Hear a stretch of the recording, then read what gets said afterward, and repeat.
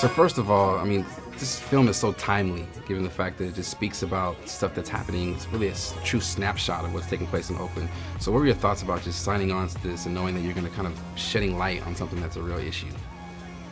I think we've been writing it for the last 10 years, so I think we, for us, it was really about putting Oakland on blast. Like, it was really about, like, how can we showcase this city that we love so much in a way that's honest, in a way where you can appreciate the complexity of the city, and by extension, the surrounding areas. We hope, this is a pretty Oakland-specific snapshot, and obviously San Francisco, Oakland watched San Francisco undergo a full change, sort of as well before we started. You're from San Francisco. That place is unrecognizable. It's totally changed. I mean, what are your thoughts about just that and the importance of kind of making sure you take ownership over something that you know and love and not letting it, get sold off for money, ideally?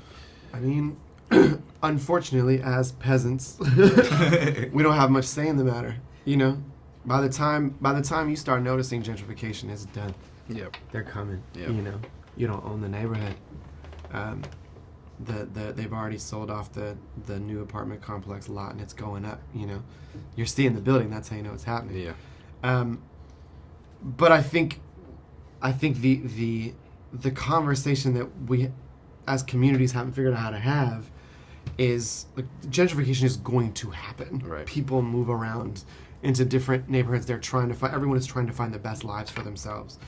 And we don't have a problem with the Soul Cycle or the new, coffee shop.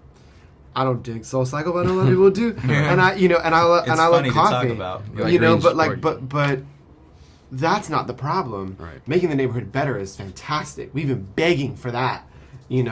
It's just that it's not for the people who live there. It's not for us. It's for us to leave and someone to move into our house and go there. And so there's got to be a better way for cities to improve the way that they are without displacing the people that make it what it is. And that's the conversation that's most fascinating to me. Is I look at San Francisco and I'm just like, there was a city once of San Francisco that had so much charm and originality and so much, like, political history. Yeah, absolutely. And now it's just a bunch of people who live on top of a graveyard of San Francisco that know the history but weren't a part of it. There's the roots aren't there, and the few that are so, they're holding on for dear life. Absolutely. And now we're going through that in the East Bay. So there's got to be a better way to improve the country without pushing poor people further down. For sure. You mentioned the history of politics in San Francisco, and also there's a lot of politics in Oakland, from the Black Panther Party. I see. The Black Panther right there. I mean, so I got my Superman resist on right Look at here. this. Look at this. I mean, all times, there's a certain level of pride that I feel like, everybody has pride where they're from, but there's something about the Bay Area that's uniquely special, given the fact that we have this rich political history. So knowing that as filmmakers and writers, what's your responsibility, do you feel like, to tell the story in a way that is going to help to change the narrative and ultimately people to understand history?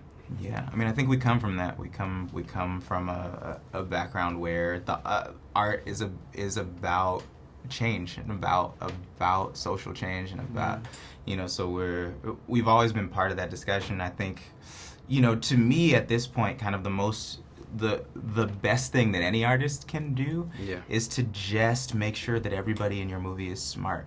That's such a political stance these days, to not have any stupid people in your art, to let everybody be complex and multidimensional and smart and really think about things the way that all of us really think about things. Then you're not able to dismiss anybody's experience. And I think that's something that I've been focused on real heavily in everything that I do. It's just like, how can we make nobody dismissible? For sure. We appreciate your work, man. We look forward to a lot more of it in the future. And I love the seamless poetry that was infused. I think the audience would really, really appreciate that. Thank you, man. That's spaceship. You grew up there. That's That's all day. yeah. It is. Thank you, brother.